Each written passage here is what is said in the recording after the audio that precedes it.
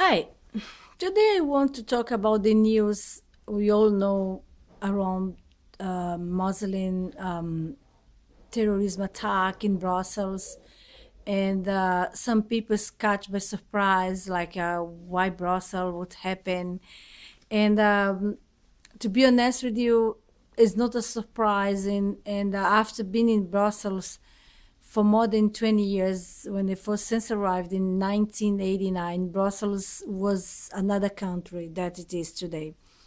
Brussels today is completely divided by two basic culture: Muslim on the side, Western Union on the other, European community on the other side, and some immigrants like Africa, Brazilian, or like myself, whatever.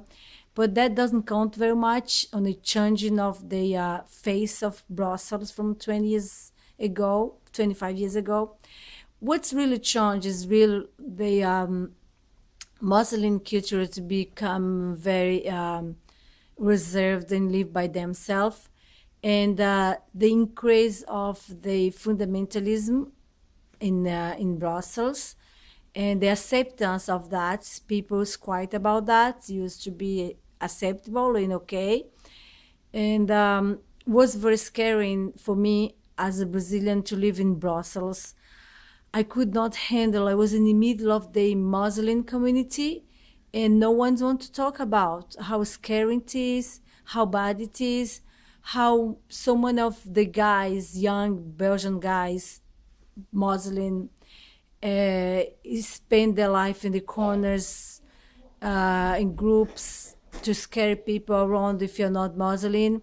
A lot of the old people that do the work, they did nothing to change that behavior because that's normal for them, that guys stay at the corners with others guys, and everything could happen. There is blame on women. The Muslim women is very discreet and just get out on that.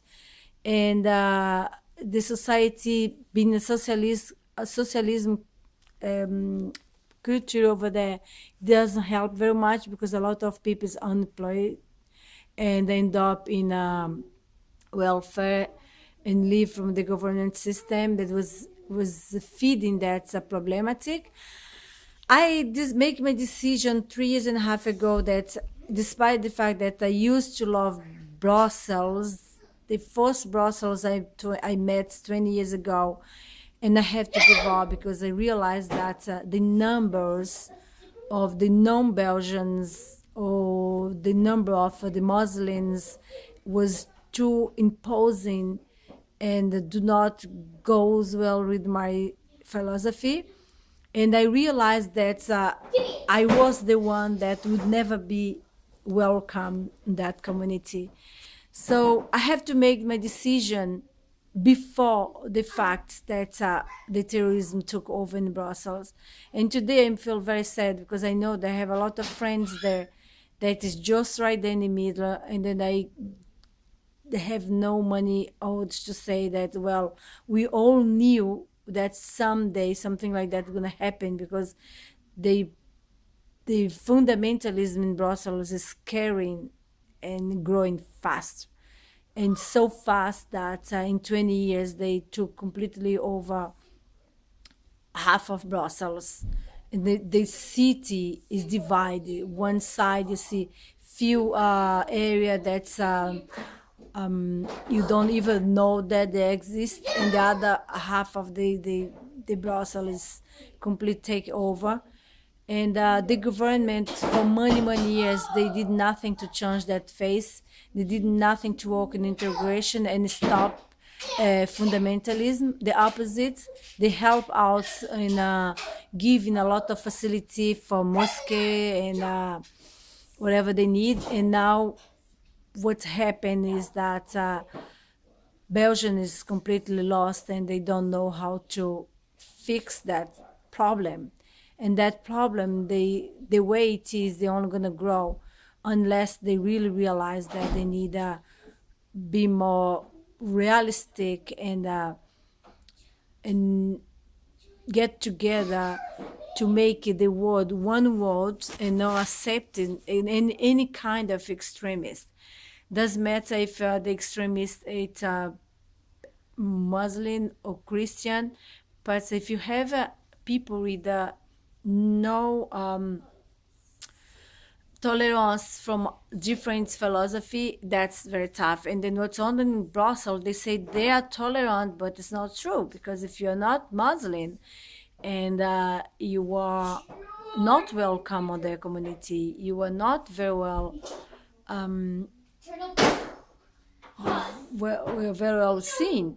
So Muslim has a tendency to say that they accept, they're tolerant, but they're very discreet when it comes to take a position. They will never take a position because they don't accept, they're not tolerant.